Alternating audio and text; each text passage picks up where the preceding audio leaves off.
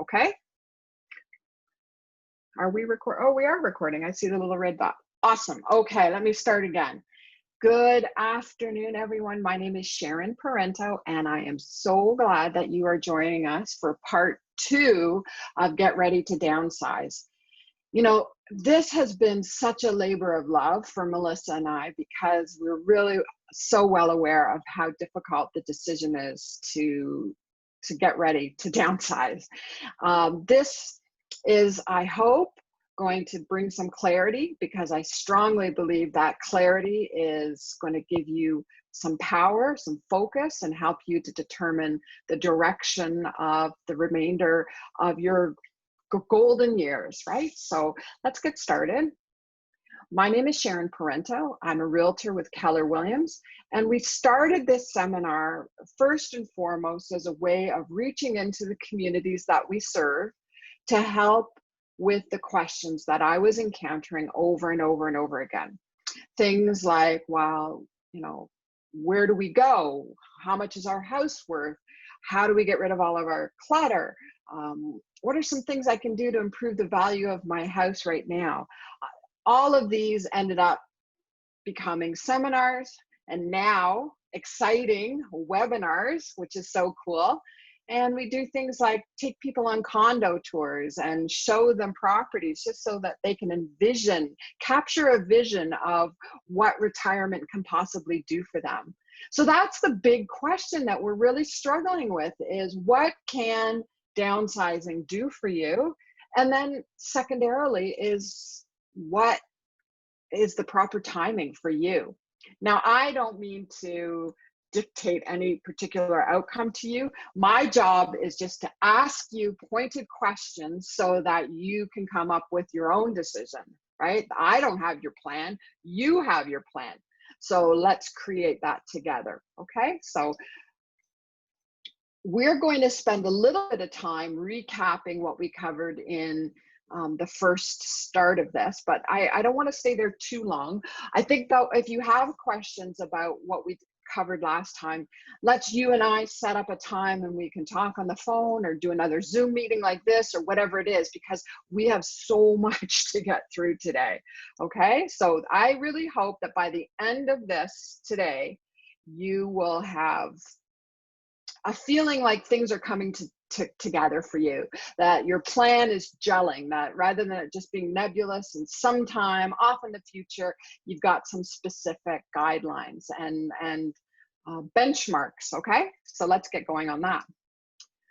So one of the things we talked about last time was the idea that you have figured out that eventually, or maybe even now, your home that you're living in no longer suits your needs. Maybe you're empty nesters, or you're soon to be empty nesters, and now you've got 4 bedrooms, 3 of which are unoccupied. You're living in 2,500 square feet, but really just inhabiting and enjoying 3 rooms. So one day soon, this home is going to be a burden. Maybe it already is.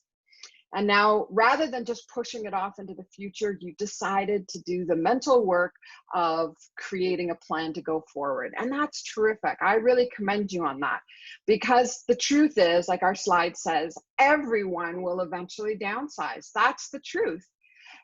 Lots of us are counting on the equity in our home to fund our retirement, but even more so than just the financial matter, there's the pragmatic issue of maintaining a home and paying for utilities and property taxes for more than you need. So really, everyone should have a plan A and a plan B and know what has to happen in your life to switch from one plan to the other. So that's what I'm going to help you with, I hope, today.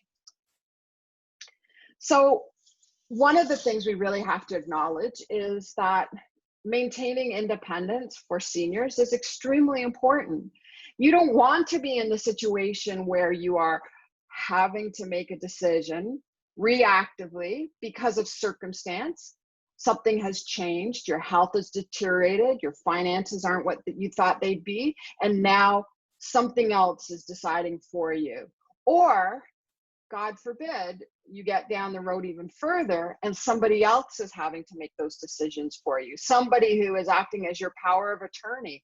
And now you're not necessarily living the retirement you had hoped because something else is controlling that. So we really want to address that by creating a plan.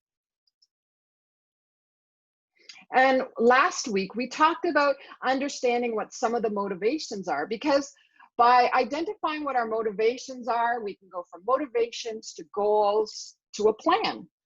And so some people are really highly motivated by maintaining relational connections or even reestablishing relational connections. For example, if your adult children have moved away and you'd like to be closer to them, specifically so that you can participate in your grandchildren's lives more actively, or whatever it is. Could also be that you want to stay in your current location when you downsize because you have deep social connections or faith community or recreational clubs, whatever. So you can see that if this is your driver, it's going to preclude a lot of other decisions. A lot of other options are going to be ruled out because this is your number one motivation. Maybe you're ready for a bit of new, refreshed, reimagined lifestyle. That after 40 years in suburbia, maybe it's time to head downtown for 5 or 8 years and just experience all of what that has to offer. Or maybe you're ready for a brand new community.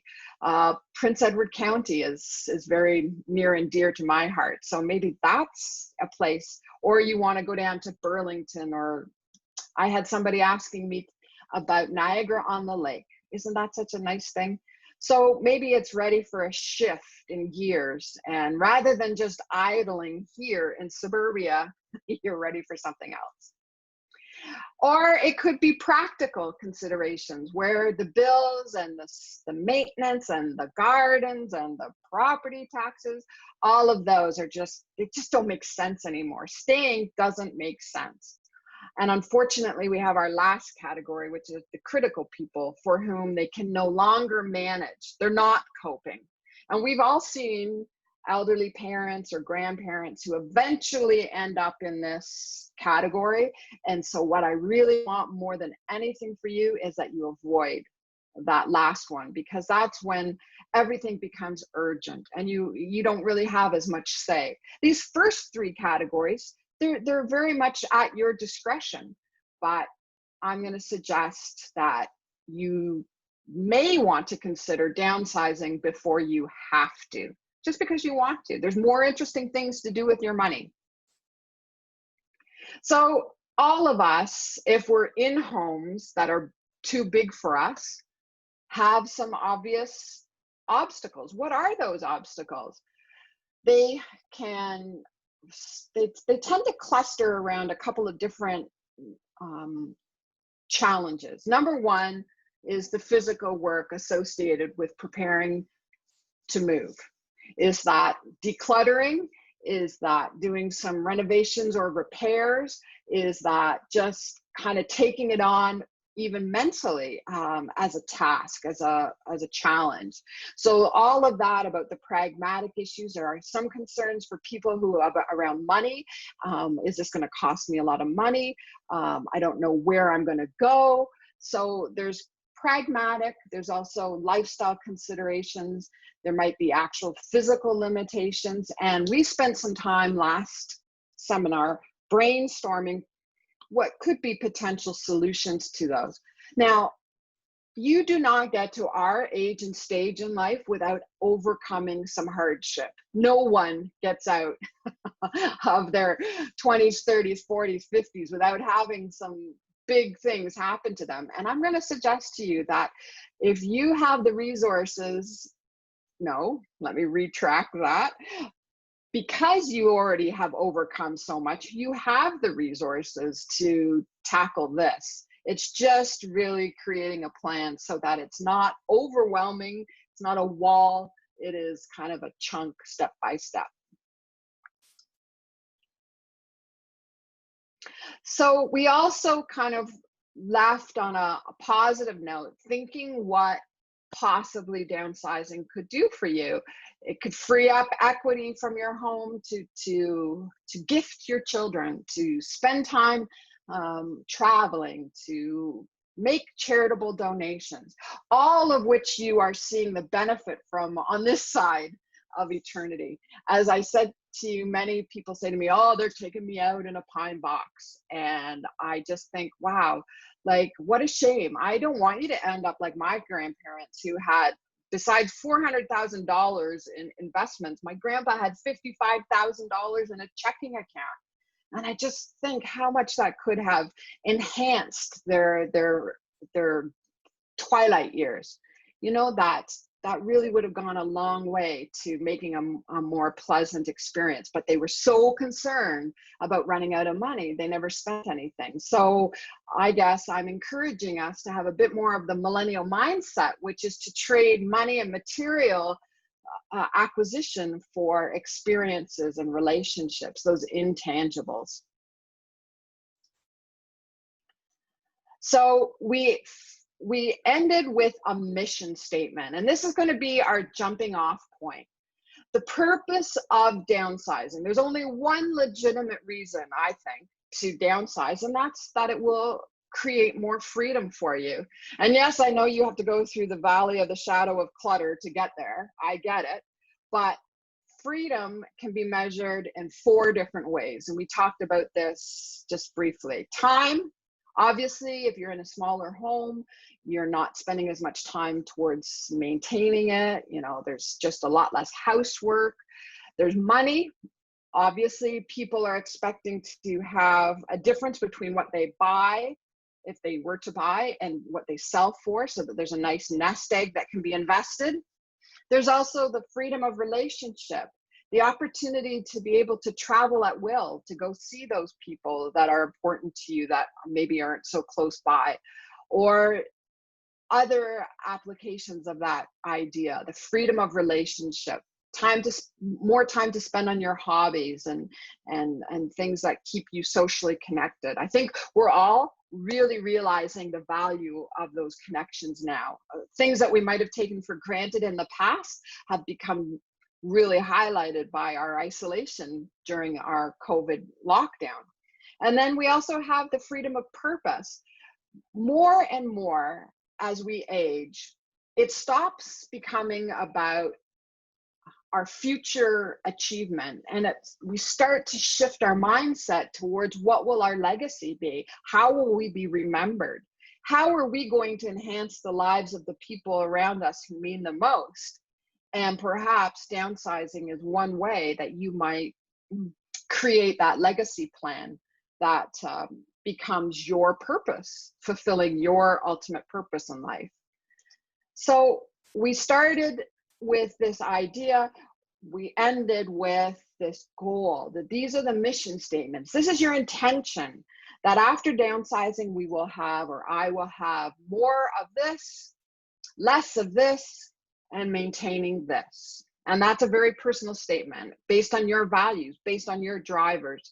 Everything that we've accomplished in our kind of discussion so far ends up being in here. So this, I could think, would be terrific to write down, put it on your fridge, put it on your bathroom mirror, wherever it's going to remind you. Because when we have the why nailed down firmly, then the how and the what and the where, all of that is easier to slot in. Does that make sense? Okay, so we're starting with the why, and let's get into some more of the practical applications now. A lot of people struggle with timeless decision.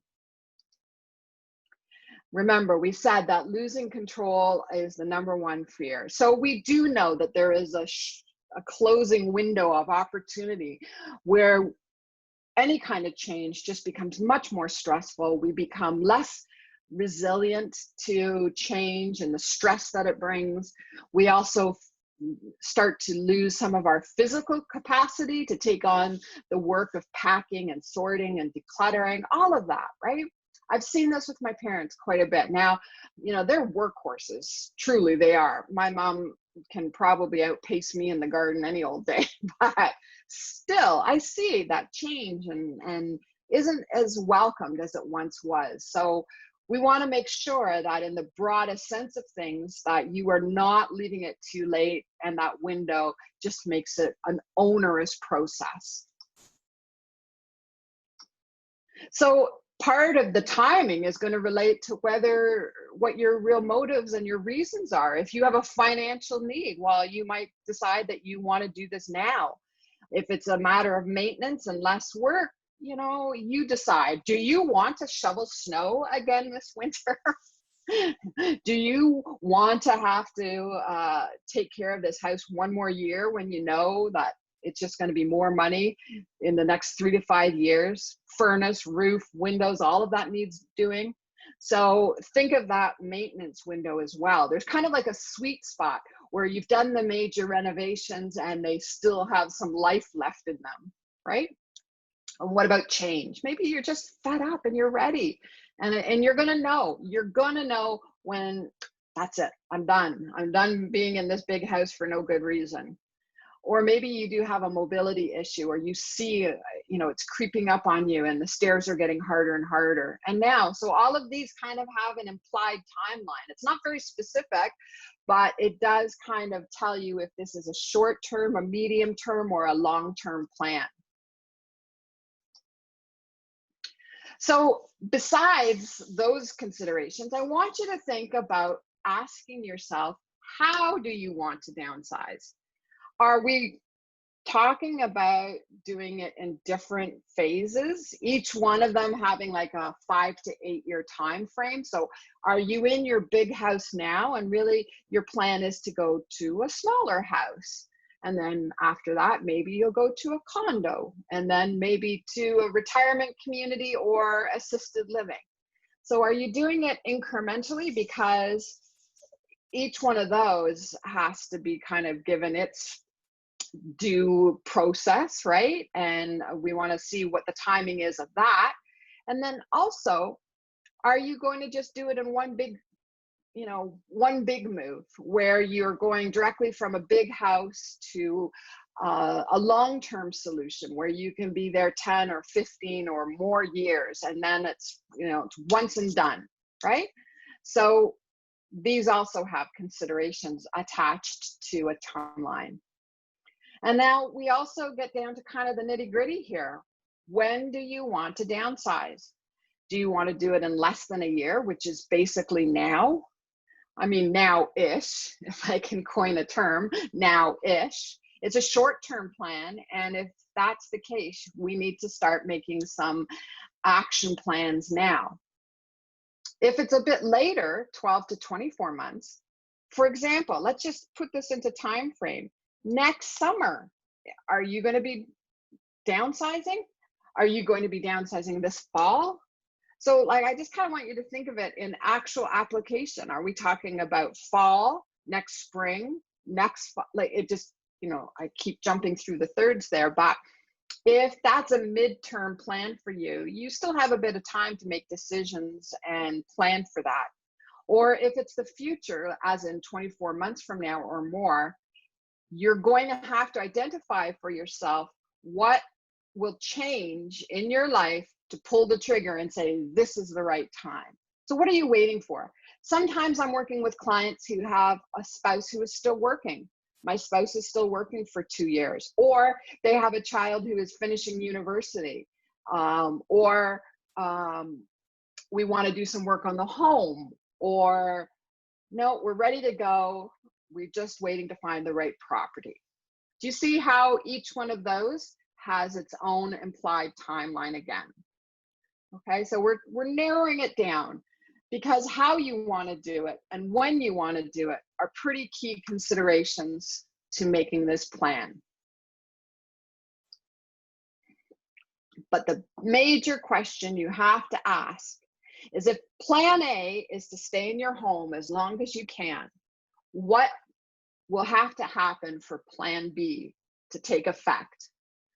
And is plan B going into a condo? Is plan B, what does plan B look like, and what has to be happening in your life to trigger that change. So a lot of people are extremely concerned right now about timing the real estate market.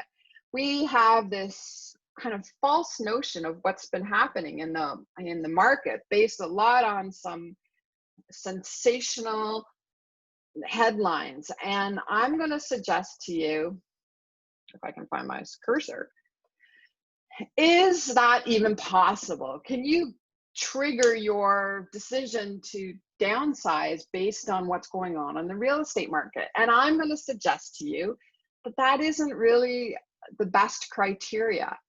It might be something, part of your consideration, but I've seen a lot of sellers get nipped thinking, wow, we're at the peak of the market, let's go now. And really, they end up chasing the market downward. So that's not the most important thing. The most important thing is about what's happening in your own life. So why do I say you shouldn't really base your decision solely on timing the real estate market? Well, first of all, none of us has a crystal ball, right? We really don't know, especially in this time.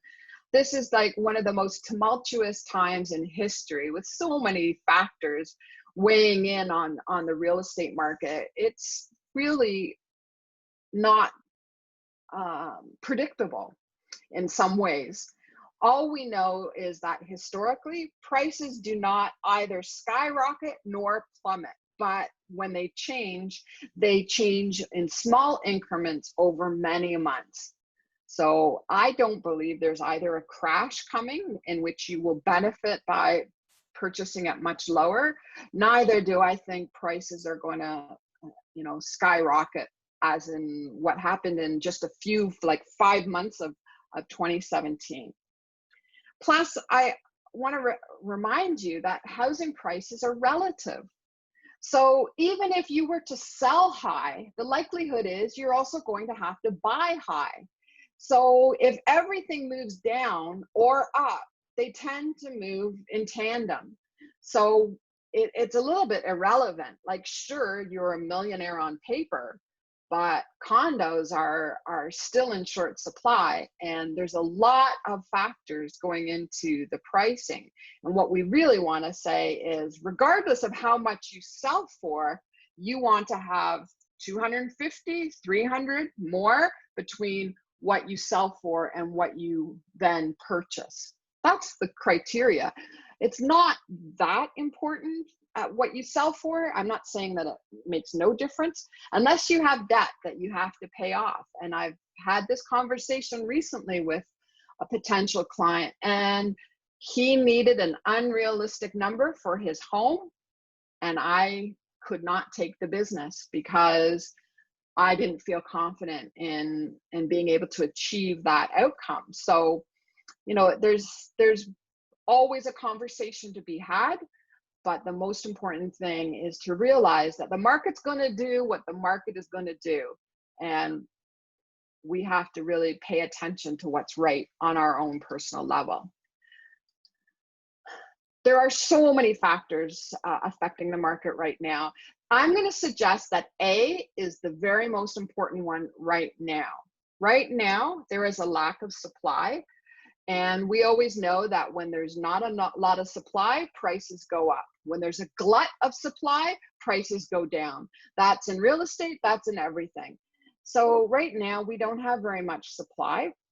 And it means that prices have been quite strong. As a matter of fact, they're actually higher still than this time last year. Isn't that remarkable?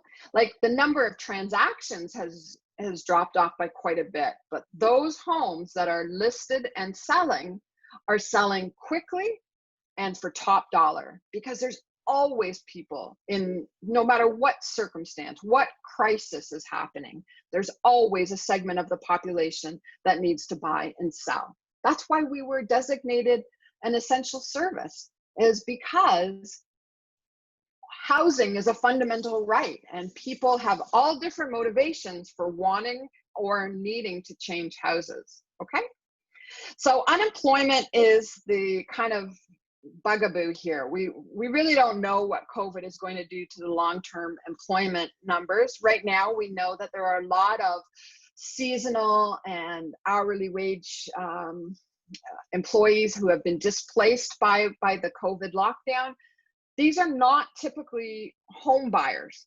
So the people who are interested in your home are somewhat insulated by the fluctuations in employment because they're not going to be buying your home as first-time buyers. They're going to be move-up buyers. So they've acquired some equity in whatever they're living in now, be it a condo or a townhouse, and they want to move up specifically because of the impact of COVID on their family's lifestyle. They've all been quarantined in a 2-bedroom condo, and holy moly, they need a backyard for the kids.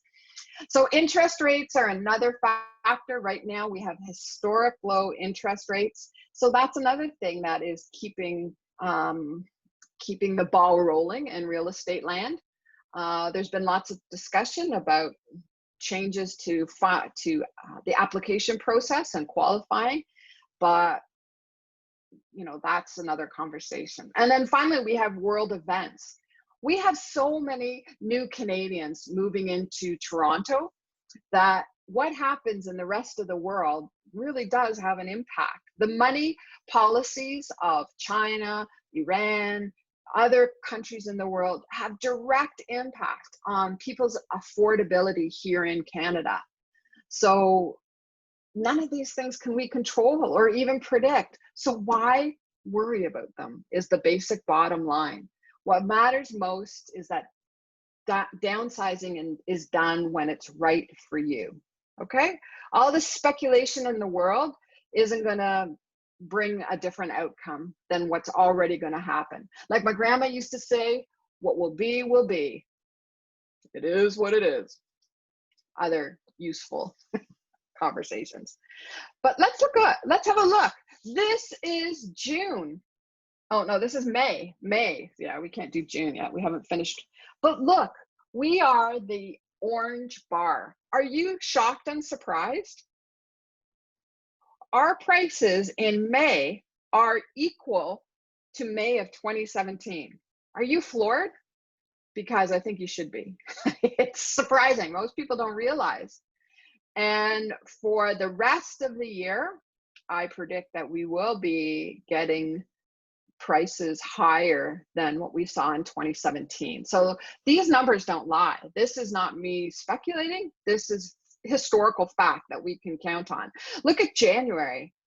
January and February of this year were incredible. And what's so amazing is that March, the first half of March, oops, so sorry.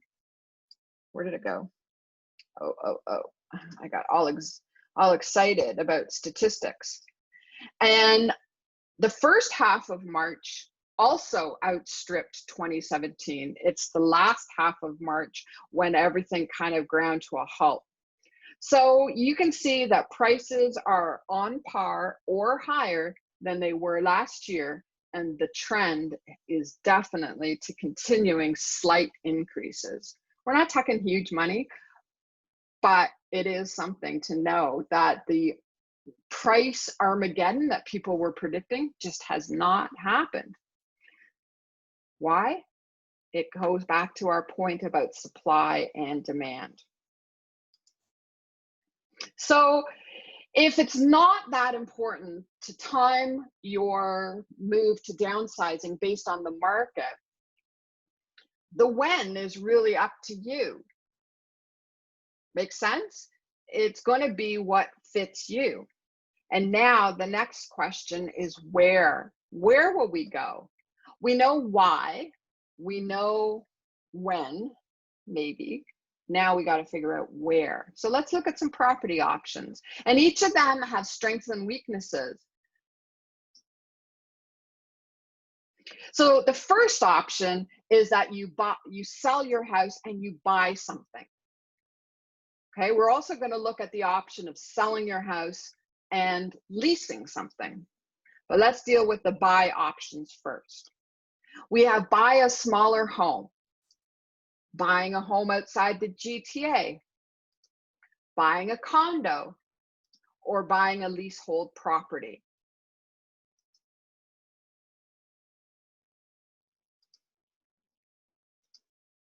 So option one was buying a smaller home.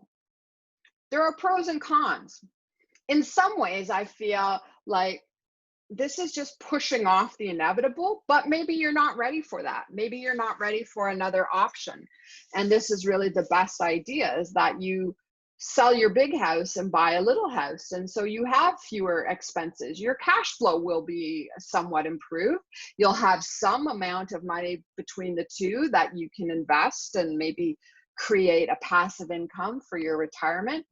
You're still in the real estate market, which a lot of people are happy about. All life has gotten easier. You know what they say, the smaller, the better, in the sense that we have fewer problems, fewer concerns. But in some way, like I said, you still have a property to maintain, and you haven't really eliminated the issue of grass and snow and gardening and all that. You're still responsible for your own roof and window and furnace, all of those kinds of things. So you have reduced your burden, in a sense, your responsibilities, but only partially. You haven't really eliminated them. And if you have to move again, you're going to have that cost impact again a second time. So the other option is to possibly move into a condo. There are lots of advantages to a condo, but those advantages also come with a cost, right? So you can close the door and leave. Like we say on our condo tours, it doesn't matter where you are. You could be up at the cottage, down in Florida, over in Europe. It doesn't matter where you are. Somebody is looking after your home, basically. You have no exterior maintenance anymore. You really can just focus on keeping your space happy and clean. And of course, there's no stairs to worry about anymore. And you may have, depending, you could spend a lot of money on a condo in Toronto, but you don't have to. So you may have money left over to invest and enjoy. So a lot of people talk about the cons. They have the condo fees. You also have to be ready to accept more communal living. You might smell your neighbors cooking when you go down the hallway. You won't smell it in your unit, and there's a technical reason for that. But you might have people that you are having to communicate with in the elevators and all that. It's not the same. It's a different kind of life. You can still obviously have tons of privacy. That's not the issue, but you're living with a couple hundred other people in the same, locale. And there might be restrictions that you chafe under a little bit, whether that's pets or barbecue or smoking.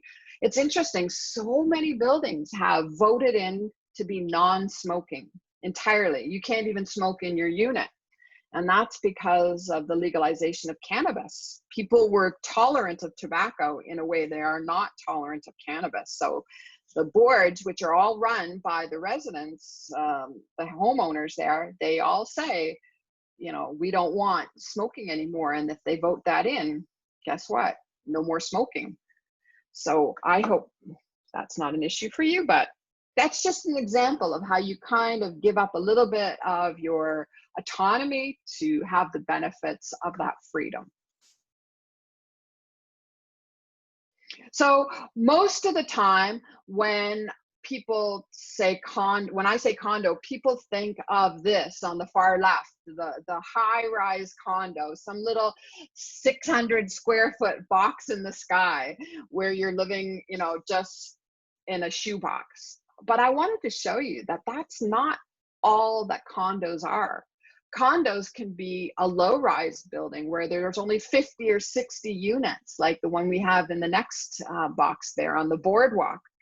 That's a condo. It could also be a condo townhouse. Now, there are all different iterations of a condo townhouse. This one just happens to be a 3-story one, but there are 2-story condo townhouses, and there are condo detached properties. What makes them condos is the method of ownership, that you both own your own unit and also pay into the expenses of running common facilities, and those facilities vary greatly. They can be everything from like luxury resort to just grass and garbage collection, you know, grass cutting, snow removal, garbage collection. And of course, the maintenance fees vary wildly based on what's included, the age of the building. There's a lot of factors. But when I say condo, I don't necessarily mean little tiny box in the sky. Okay, so lots of people say, oh, I could never live in a condo. Well, I just don't think they've seen as many options as they really do have.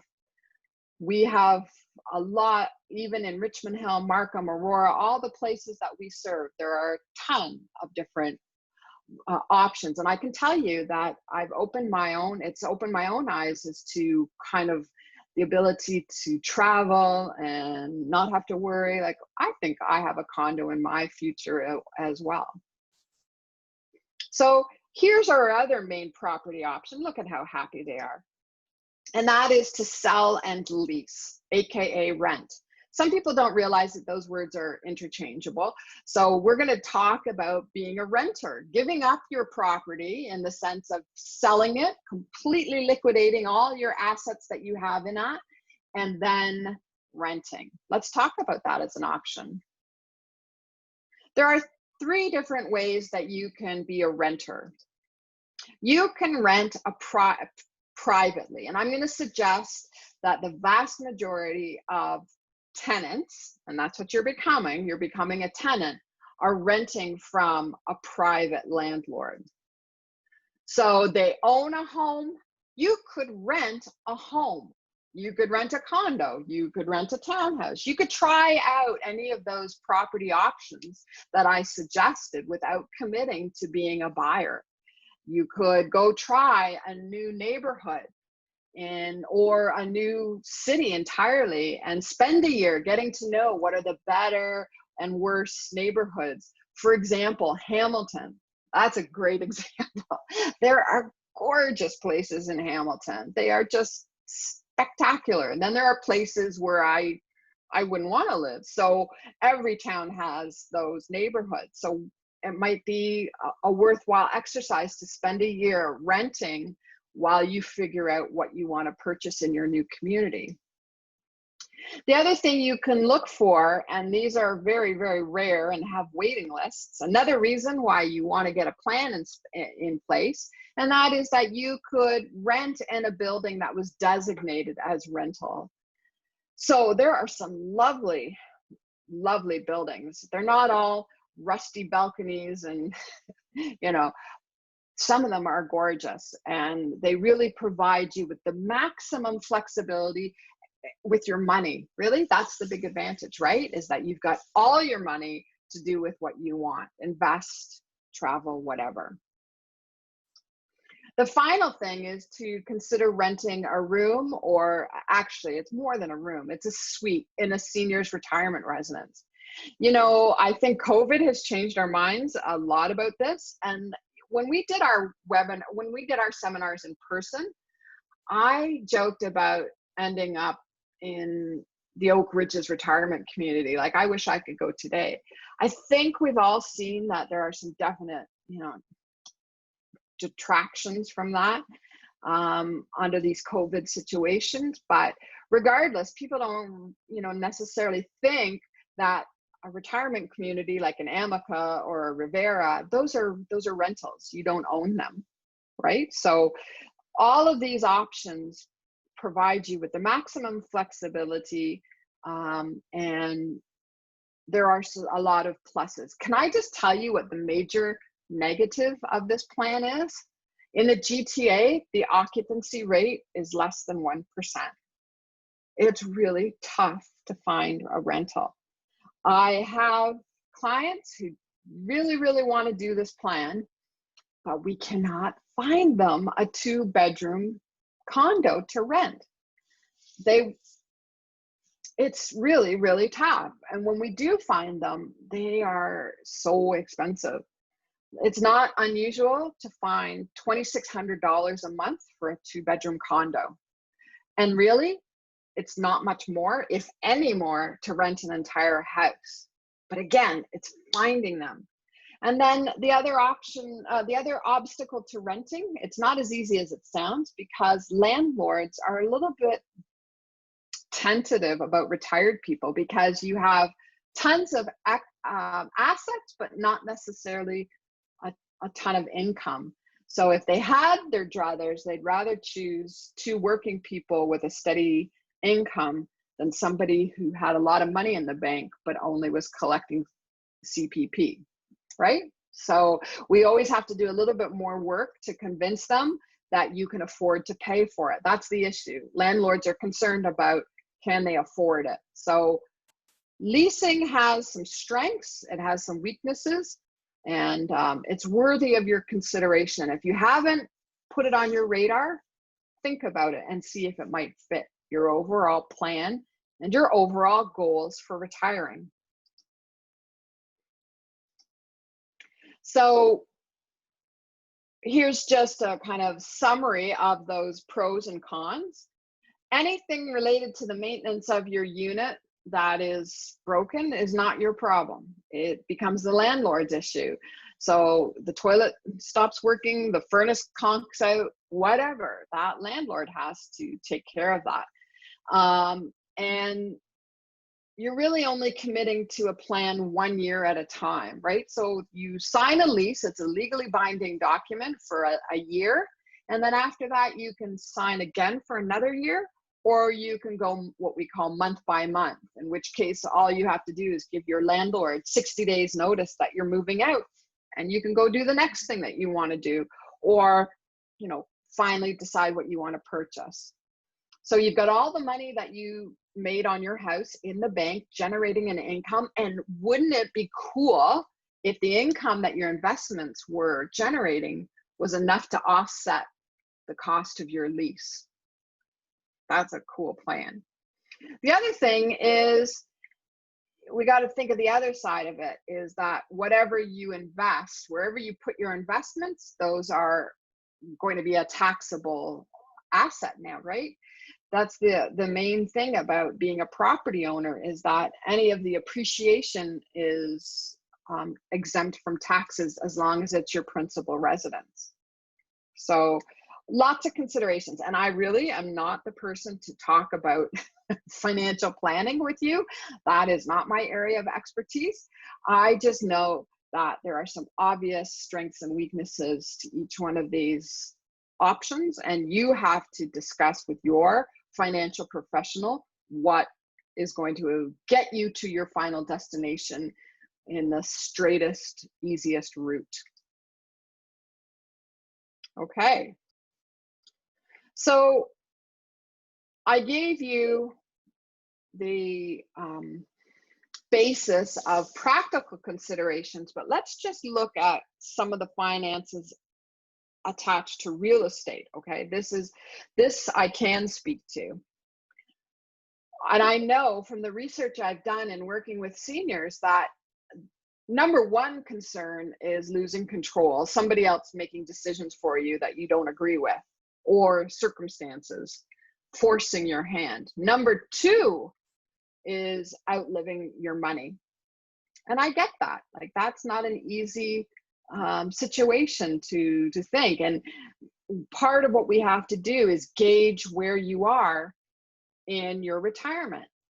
What age and stage are you at? It basically kind of comes down to, how long do you plan to live? I know that's a very morbid question, but do you have 30 more years that you need to plan for financially? Do you have 40? Do you have, how long do you plan to live?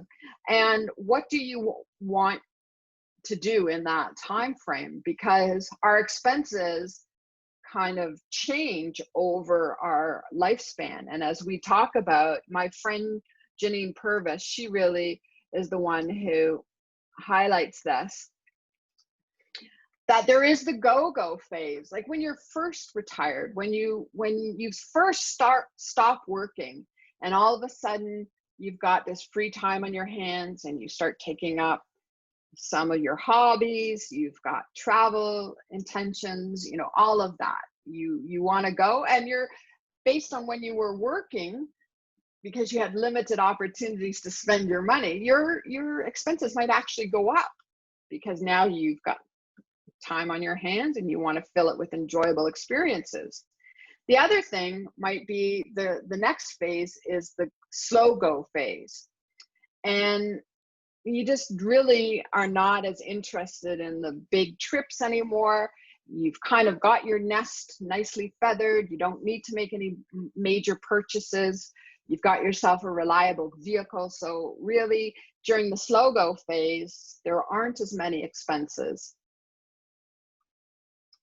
But then we also come to the no-go phase. And this is really where your health challenges are going to end up requiring funding. As much as it's wonderful to have OHIP, we all know that there are very real limitations to how much, you know, the government will allow us. There are so many defunded tests and services now that as we get older, we end up having to pay more and more of our own medical bills. So you want to make sure that you have money set aside for that no-go phase, and that you can afford to bring the care into your home so that we don't end up being in another kind of circumstance.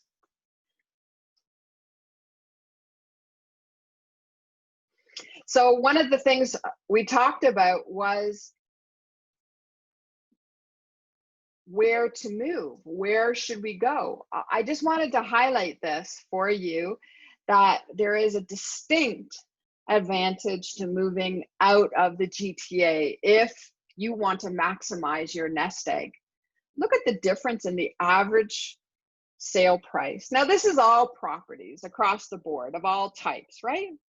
But look at the difference. Even there's a huge difference in detached homes for the average sale price. But also, when we look even at condos, the average price is lower in Durham region. And you know what? I think we could replicate this no matter where we were. If we went east to Durham or west or southwest, north, all of these communities are going to have distinctly lower real estate prices. We just happen to live in one of the most expensive cities in North America to live. So if you were to sell here and buy there, you would maximize your equity. So that's an option. And there's some really wonderful communities that are geared towards servicing seniors and helping them with their needs. So reach out to me if you'd like some of my favorites. I mentioned to you Prince Edward County, but we really want to make sure that it fits all of your relational goals as well. Now, we talked also about the idea of changing homes in the same area. So let's look at the price differences as we go from detached down to condo apartment. That's a big savings, isn't it? That's $450,000. So could you live nicely off the proceeds of $450,000 if you bought an average condo, having sold an average home? Absolutely. And this is from May of this year. This is just reinforcing what we saw in our previous TREB statistics, that each one of these is still appreciating in value year over year. But look at the difference in the rates of appreciation between a detached home and any of the other products.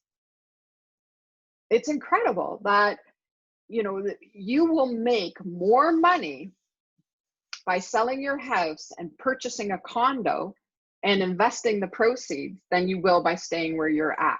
In most cases, not every case, of course, but your home is only appreciating at 2% a year, basically inflation and a little, where on average condos are appreciating at double that, 4% a year. So even just from the logistical standpoint of what will make you the most money, downsizing can make sense by changing the type of home you live, even in the same region. And we talked about how changing the type of home you live in another region could even net higher changes for your liquid assets. Okay? So we've talked about the why. We've talked about the when. We've talked about the where. And this is the time to bring it all together. And I think this is where we can really make some headway on our plan about downsizing. I'm going to park the screen here for a little minute because I want you to pay attention to these questions. These are the 10 questions that will create a downsizing plan that is custom tailored to you, your values, your age and stage, everything. If you answer these 10 questions, you will know what to do. It'll be revealed. So our primary reason for downsizing is, and the reason this is important to me or us is, our main obstacle to downsizing up to now has been, one way we can overcome that obstacle is, another way we could overcome that obstacle is, after downsizing, our intention is to have more of this, less of that, while maintaining blank. To realize that mission statement, we will likely move to what type of house, in what area. Ideally, we will be settled in our new life no later than, fill in the date. Our plans are flexible and may have to change if this happened. What's that trigger? And this is a really key point I want to make, is that let's communicate that plan with our loved ones, whether that's children or your friends or whoever means the most to you in your life. Communicating that plan is a big deal because they might not know what your intentions are. And maybe it's time to get both their input and their support, right? So if your intention is to move closer to your adult child, then maybe they need to know that if you haven't already spoken about it. But also to tell them, like, a timeline, like, you know, by this time next year, I want to be in your town. I don't want to spend another summer without seeing my grandkids. Whatever it is that is driving you. Okay? So these questions, I really think, pull it all together. Both the abstract kind of theoretical and the kind of values-based, but also the pragmatic of when and where, how much money do you want to have left over? All of these. I can't tell you what those answers are, obviously. They really are individual. I can just tell you what the numbers say in terms of the market, both in this region and in other regions. Okay? So we're going to be sending you this slideshow, so you will have access to these questions. If you're trying to frantically scribble them down, don't worry about it. We're going to get it to you. But really, this is the talking points with your spouse, with your children, with your friends. Get the input you need based on these questions. Okay? You like? I like. I hope you like. Okay. So my final thoughts are that we were never meant to live life accumulating stuff. We were meant to live simply, enjoying the experiences of life, the people of life, and the journey of life, not the things of life. Can I get an amen? Okay, so we'll open up the chat to any questions. Feel free to type in any of your questions, or you would like to make comments, you know, you're more than welcome to. And in the meantime, I want to remind you of our other seminars that are now webinars, which is so cool. We're going to continue on with those throughout the month of June. And you have, I know, information coming to you about that. Also want to invite you to one of our virtual condo tours in any of the communities that we serve. This is a great learning opportunity to find out about not only the condo market in that location, but also buying a condo in general, including how to decode an MLS feature sheet so that we can really make informed decisions. We also often have people thinking, wow, the first question has to be, how much is my home worth, so that I really know what I've got to work with in terms of budget. So I'm happy to supply that for you at any time, right? That's always that's a standing offer. And we send you a really detailed, comprehensive report. Do you know, I was speaking with a woman who had her house for sale with another agent and wanted a second opinion, which I was happy to supply. And she said, you know, I've never, ever received a documented report of my property's value. We get lots of agents who will say, oh, I think it's, you know, whatever. But I'm going to show you the research that supports the price, and it's a number I will sign my name to. Okay, so a little different than the way other people do it, and you're welcome to take advantage of my services. Never a cost or an obligation. And then we also have our 30-day decluttering challenge. This is a popular service of emails to help motivate you, give you some inspiration to go with your perspiration. Small little tasks that you can do over time that will net huge results, both in your enjoyment of your space, and when it comes time to sell, you're going to get a higher price for your home, almost guaranteed. Okay. Then I just want to share with you about our Facebook group. Those of you who are not part of it yet, please join us. I would love to have you there. We're doing bingo again on Saturday. We got our bingo wheel. It's so much fun, and it's a great way to stay connected. Feel like, you know, you're not just alone in the world, the COVID world. So join us, please.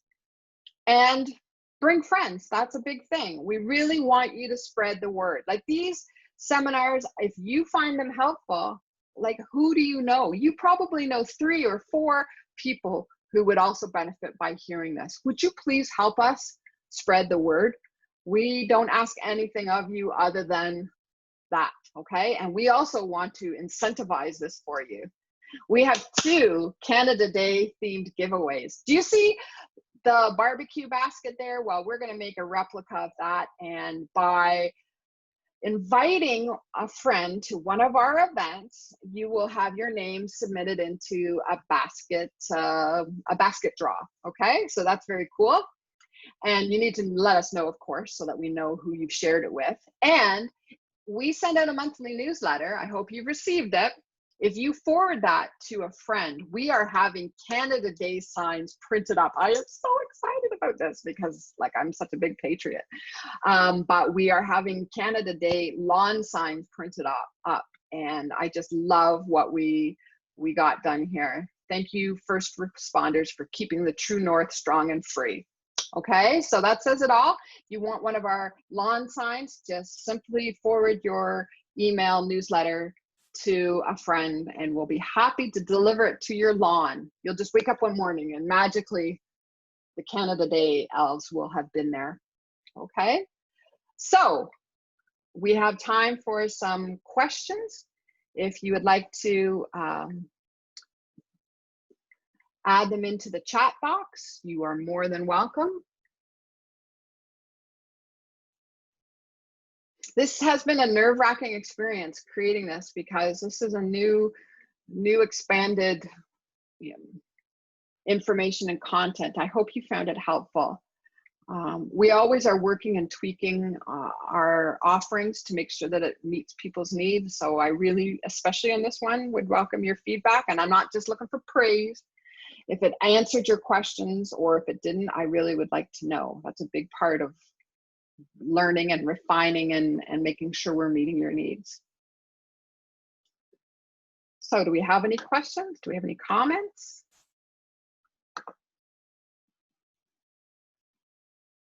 I don't see any chat messages.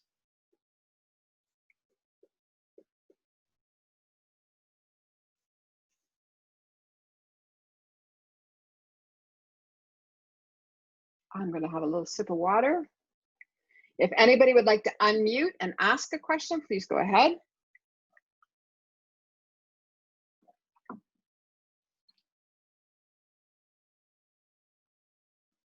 Okay, well, it is 2 o'clock. Again, lots to think about. Yes, thank you. You're welcome. You're welcome. We can make it as complex or as simple as we want. You know, it just depends who you are, your temperament. You know, it can be a very easily achieved decision. And then if you need the help or the resources to make it happen, I want you to know you're not alone. This is our bread and butter. So if you say to me, this is the goal, this is where we want to be, I will do everything in my power, move heaven and earth to make that happen for you. Okay? So you're not alone. Okay. 2 o'clock. Appreciate you being here. Thank you. Stay safe. Stay cool. Stay hydrated. Stay home. Okay? We'll see you all another time. Remember, share with a friend. Thanks so much.